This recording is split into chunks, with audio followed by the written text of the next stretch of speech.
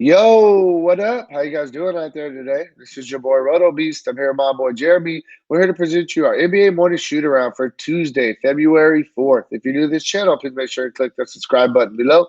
This way you can watch all of our NBA, NFL, and MLB videos. If you haven't came and checked out our website here at dfscheatsheet.com, you're absolutely missing out.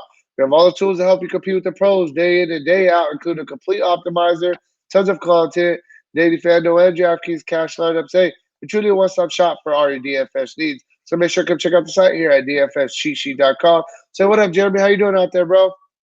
Yo, what up, man? How are you doing? Doing pretty good, bro. Another day to grind. Some NBA. Got a four-game slate. I really like four-game slates, so I'm definitely ready to jump into this. You ready to go? Yeah, but before we get started, really quick, if you haven't checked out some of the other content that's on the site, tonight's a really big slate in hockey. We have an unbelievable hockey writer, very good in-depth article. I believe he threw two free lineups in there today. It's free. All you gotta do is go click on Hot Pucking Stacks. Our NASCAR writer Tyler, he just dropped his NASCAR preview. So if you've never played NASCAR DFS before, there's a full tutorial on how it's scored, how scoring goes, how launch in the next few days, a full season long fantasy preview for baseball. And then by popular demand, bro, it looks like there's a craving out there for some XFL content. So we'll try to put a little something together for this weekend as the XFL kicks off this Saturday. So make sure you check out all the content that's available on the site. We've got a lot of really, really good stuff that's up on the site right now as we roll into some other sports. For sure. So jumping into tonight's slate, as mentioned, we got four games. I'm ready to jump into it. First game we're going to talk about, we got Milwaukee going into New Orleans and face the Pelicans. And so right off the bat, there's a couple of opportunities to pay up tonight with this being the first stop with Giannis at 11.5. I think Giannis is in play, but I don't think that with his price, he's the best play per se on this team. I think Bledsoe is, right? I mean, I think at 6.3, Bledsoe is one of the best plays on the slate. It's going against a Pelicans team. We know one thing about this Pelicans team is that they are going to get up and down the floor. You and I have talked a lot. We both like the young talents on this Pelicans team. The over-under in this game is ridiculous. It's ridiculous, and it's only a 6.5-point spread, so it should be close. I think you could definitely take a look at guys like Chris Middleton, Brook Lopez, Giannis, but I think Eric Bledsoe, for me, kind of leads the way.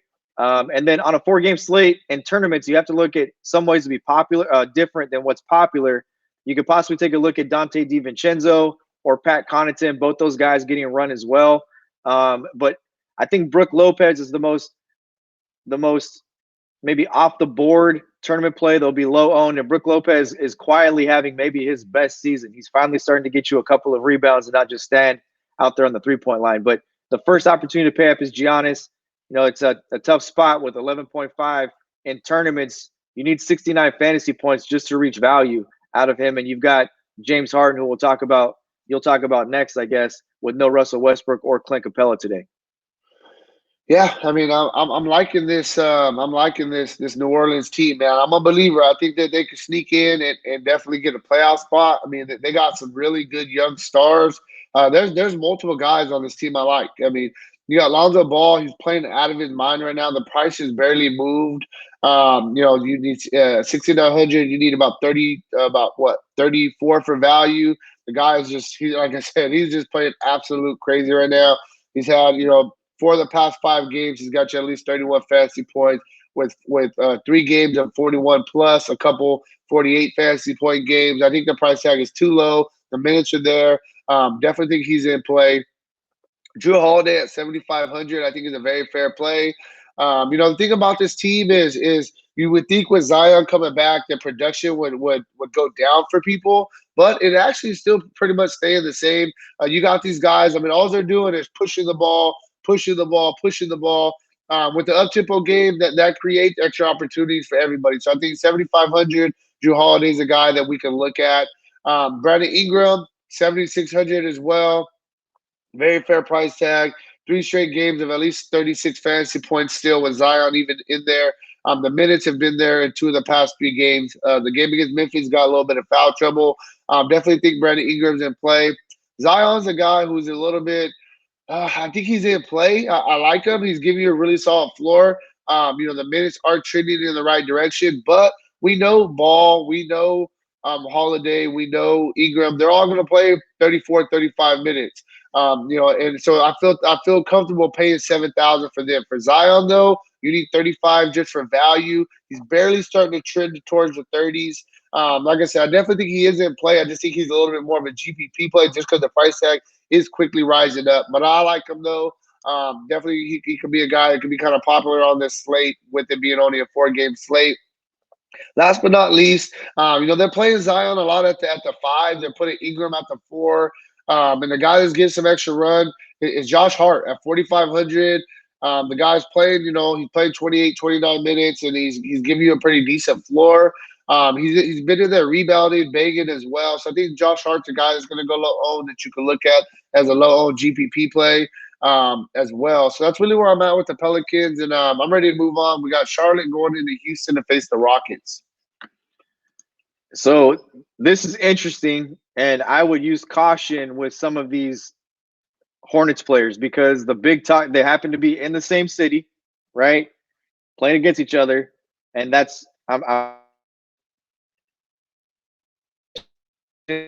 Rockets and the Hornets are engaged in a Clint Capella trade. So, you look at this roster for Charlotte and you try to figure out who do they have of value on this roster they could possibly trade away that Houston could turn around and flip, because that's what Houston's talking about, is getting perimeter pieces that they could turn around and flip for a better big man than Clint Capella. So, is it Rozier? Is it Devontae Graham? I kind of feel like Rozier is a piece they could move along with a Cody Zeller, with the young guys in Devontae Graham and PJ Washington as guys that they could possibly build around with the Clint Capella. But for me, it takes kind of Marvin Williams and Cody Zeller and these guys a little bit off the table, with this being a game that's after lock. We might not have any news prior to lock, and there's a possible trade situation. And you've got PJ Washington, who set out the last 2 games with the ankle injury, as a game time decision again today. So I would focus on Devontae Graham. Miles Bridges scares me as well because, is he a guy that they would possibly move? Is he a guy they would build around kind of in that Devontae Graham, PJ Washington type deal? But I don't like that they're in the same city, right? And they're the 2 teams that are talking about trading the Clint Capella deal. So, on the other side of it, I guess Capella's already been rolled out, so it's not that big of a deal. But on the Charlotte side of it, you just don't have any idea, and they're supposedly in talks, and both teams are in the same city. It's an easy swap. Capella just walks over to the other locker room, and there's the trade, right? So, Charlotte, I'm not real big on today outside of maybe Devontae Graham. I will say this. If Westbrook is, in fact, out, which is a game-time decision, doubtful, Devontae Graham does play the point guard position for the most part. Point guards have smashed Houston with Westbrook out of the lineup. Yeah, for sure. So, I mean, we definitely got to wait on that Westbrook news, but it does look like he's going to be out. So there'll be some guys that'll step up. I mean, Austin Rivers is a game time decision with the illness. If Austin Rivers plays, he'll be a big beneficiary of Westbrook out. You can also look at Eric Gordon with Westbrook out. But hey, let's face it. Nonetheless, if Westbrook is out, you got to look at Harden. 11.6. You just put him in and move on. Feel comfortable with it. It's an easy play. Anytime Westbrook's out, you play Harden. If Harden's out, you play Westbrook. Come on, man. It doesn't take a rocket scientist to kind of figure that out. The outside of James Harden, like I said, I do really like Eric Gordon still at 4,900. That's really where I'm at, to be honest with you. I don't really like PJ Tucker playing center. I mean, it doesn't really give you too much fantasy relevancy. I just got to kind of wait. So I'm just going to stick with Harden. I'm going to stick with Eric Gordon as the 2 main pieces. And then I got to see who's going to kind of play some extra minutes or be in that start lineup with Westbrook out. The guy that's been playing pretty well that you could possibly consider is McLemore. Maybe he'll get a couple extra minutes. He's been playing well. They like him, etc. But I got to wait on the injury news for Westbrook, see who jumps in that start lineup. But for now, I love Harden. I love Eric Gordon. Those are my 2 top plays, with Westbrook probably going to be out today. If PJ Washington is out, I love PJ Tucker because they don't really have anybody else. PJ Tucker he's a beast. I don't care if he's playing center or not. Charlotte's terrible against rebounding. They're terrible against big men. For sure. Moving on, next game we're going to talk about, we got Portland going into Denver to face the Nuggets. I think that Dame is a borderline lock. I mean, is there a hotter player in the NBA right now?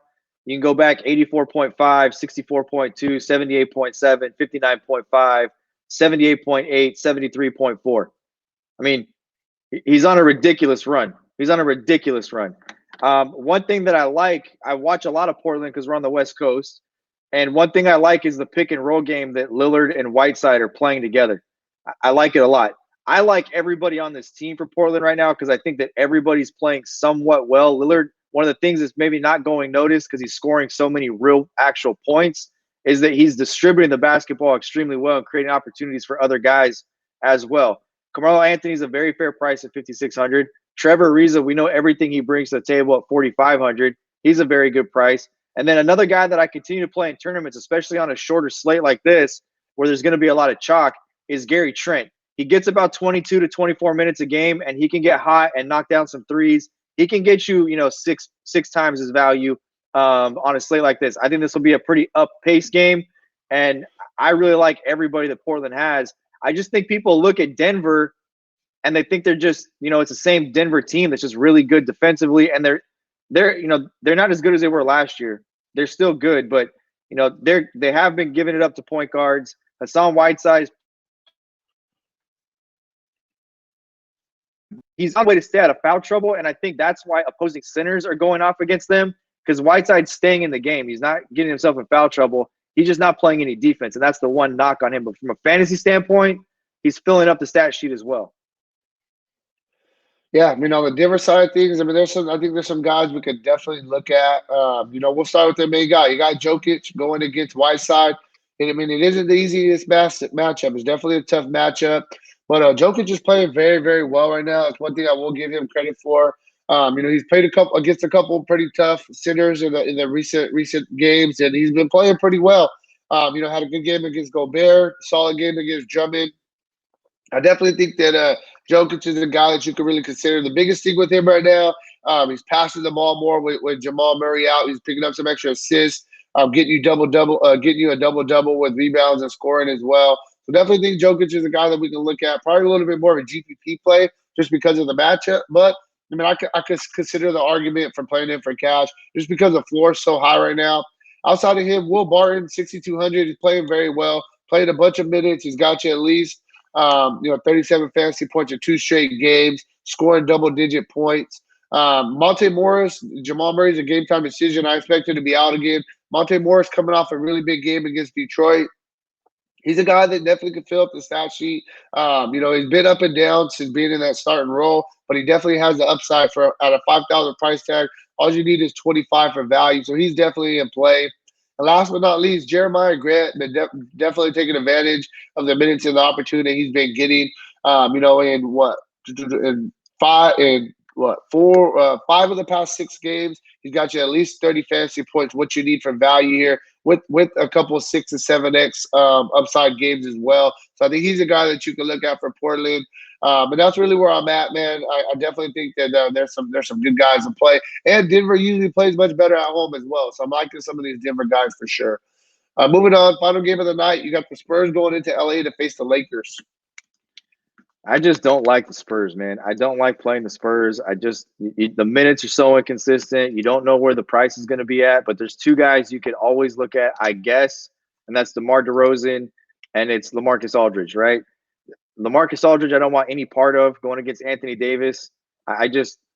No, thank you. I just don't want anything to do with it. I think Anthony Davis has got a far better skill set than LaMarcus Aldridge has, and Anthony Davis is like making it a point to make sure he's blocking a lot of shots and letting other big guys know, like, you're not coming in here with that. So, I just don't want. Just throwing it out there. I'm not trying to interrupt you. Anthony Davis came into this year saying he wanted to win Defensive Player of the Year. He's trying. Yep, he's trying. He's trying. I mean, I don't want any part of Aldridge. DeRozan, on the other hand, the guy shows up in yellow sweats, a yellow hoodie, and a Kobe jersey yesterday at Staples Center to play the Clippers. This guy grew up in LA. I said it when the first video we did after Kobe passed away. DeMar DeRozan's interview was, I wouldn't be here without him. He means everything to me. So I fully expect him to go and throw up a bunch of shots tonight. I expect him to be a popular play at 7,600 at the shooting guard on a slate that's pretty shallow in the shooting guard. position outside of James Harden. So, I think DeRozan will be somewhat popular. I'll be surprised if he's not. You've got Holiday, Middleton, McCollum, Devontae Graham, and then that's really it. And I think that DeRozan is the most attractive of that. Gives you the late night hammer. I just like him a lot. Coming off of, since Kobe passed away, DeRozan's kind of been on a little bit of a run. Not the production we're used to seeing from DeRozan when he played in Toronto, but I mean, putting up 50, putting up 45, putting up 49. Those are good numbers. Scoring raw points too. I mean, you look, 36 points, 38 points, 30 points, 26 points last night. I think that he's the best play on the Spurs side of it.